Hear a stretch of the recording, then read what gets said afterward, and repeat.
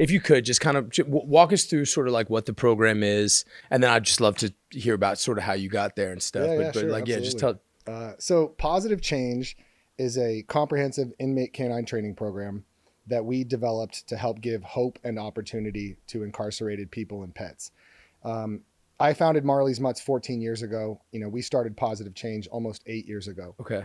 Positive Change started after a friend of mine got out of prison, 13 years, incarcerated at 17, got out when he was 30, and had very much been worn down by the prison system. He was nearly feral when he got out of prison. Wow. I don't mean to say that disparagingly. I just meant it was very difficult for him to have personal relationships, to talk to a man without having some sort of a complicated size up scenario, to interact with a woman. All of these things were brand new to him.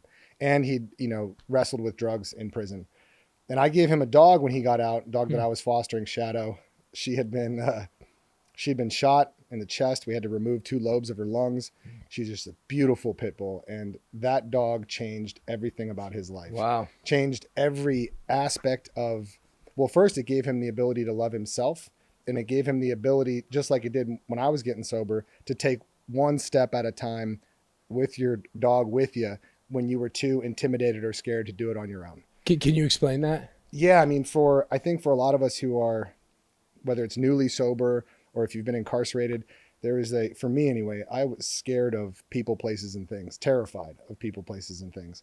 I did not know how to have, whether it be vulnerable interactions or just day-to-day interactions with people sober. I had not been sober my entire life. Right. But my dog, Marley, just like Shadow did for him, allowed me to face the day, allowed me to put one foot in front of the other, get myself out of my shell, and start to have interactions, start to go to the market, start to go to the hospital. I bring my dog everywhere. Yeah. And it started to help me break loose of that oppressive, that oppressive feeling that just kept me locked inside of myself. It's, by myself, the simplest things were difficult. Trying to go to the supermarket, trying to do anything I needed to do for myself was terrifying. You give me my dog, you give me a 95-pound Rottweiler pit bull, I can breathe. If say I'm interacting with you, if I'm nervous about the interaction, we got our dog to talk about. Yeah. We have some common denominator. Yeah. We can relate about that. Yeah. And 9 times out of 10, people always want to relate about your dog. For sure. If it's just 2 people talking, especially if there's no alcohol involved, it might be kind of awkward. Yeah. You might struggle through a little bit of the, Especially if that's been a part of the way that you've interacted for so long. When Totally. you take something out, there's a big hole there. Totally. And you fill it with that dog. And then you introduce a dog like that, and you got something to talk about. You're talking about their dog, you're talking about him, and all of a sudden you have this bond, this friendship, this common denominator that you're bonding over.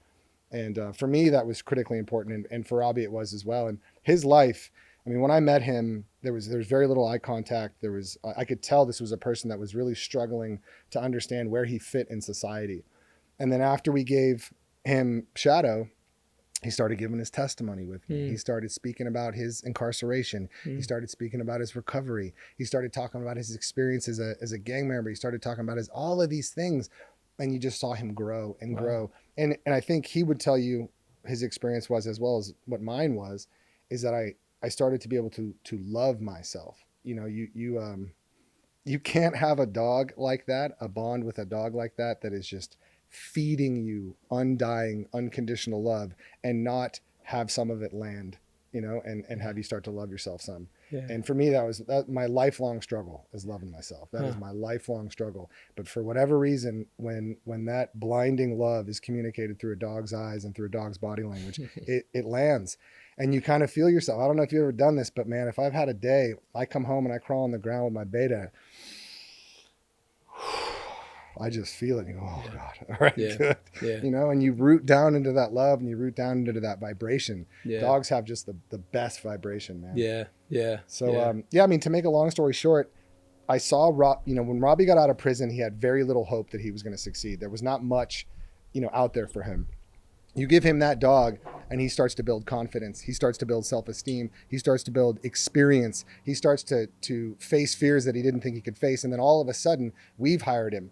And then after, he was our ranch manager, he went on to start his own organization called Strength of Shadow. So now he's, a formerly incarcerated gang member to a nonprofit, director and awesome. and making an incredible impact in his community. And so after that, I knew that we had to try to get rescue dogs into prison. And I knew that was something that if we could just figure out how to do it, it would change potentially tens of thousands of lives, you know, and really give us a way to save a lot of dogs that otherwise couldn't be saved. But it was hard, man. We spent 4 years trying to get into the prison system. You know, we started at Laredo County Jail in Kern County. We tried it to Tehachapi State Prison, and we just kept getting, we were greeted with brick walls. I mean, there was no interest in not only dog programming, but really anything that was sort of pro-inmate or could be potentially viewed as pro-inmate. So when we finally had Warden David Long over at California City Correctional Facility, he took a gamble on us and he said, you know, I love what you guys are trying to put together. Let's work on making this operational procedure fit, and I want you guys at my prison. And so January 2016, with the help of some of the best trainers on the planet, Leah Marquez, Lisa Porter, Kim Erickson, Sam Johnson, we were able to start that program. And we had 30 student inmates, 10 dogs right off the euthanasia list, living in that prison and rehabilitating every 3 months. So it's a 14-week long program. We send dogs basically from the shelter system, usually from the euthanasia list, and usually large young dogs. Wow. Like your dog. Wow. Those are the dogs that are being put to sleep at our shelters. That's right. And they're being put to sleep at our shelters because they don't have the skills to be adopted and stay adopted. Yep. Whether that's leash training, you know, potty training, crate work, they might be reactive with other dogs. Yep. So there's so much that these dogs need to understand in order to get adopted and stay adopted. And that's what we were able to accomplish in the program. And how do you, so I, and I mean, there's so many parallels between, you know, those dogs, the fear, the bigotry, you know, how people perceive those kinds of dogs, and how, you know, people perceive these kinds of inmates.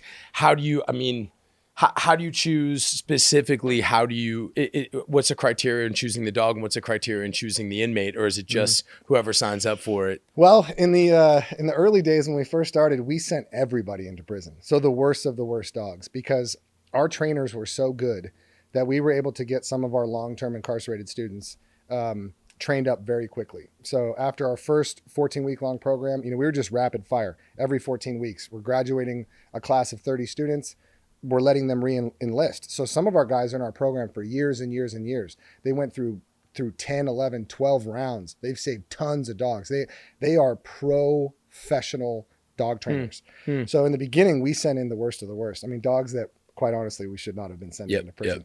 Because there are a lot of different variables that you can't control when it comes to other individuals and these dogs. So we did have some bites. We had some things that were pretty tough, but we had we have insurance and we have the support of the institution. But for the most part, the dogs that we're sending in now are straight from the euthanasia list. So they're either dogs that are at our ranch. We have a 20-acre ranch right next door to Tehachapi State Prison. Wow. Literally, we share a border with them.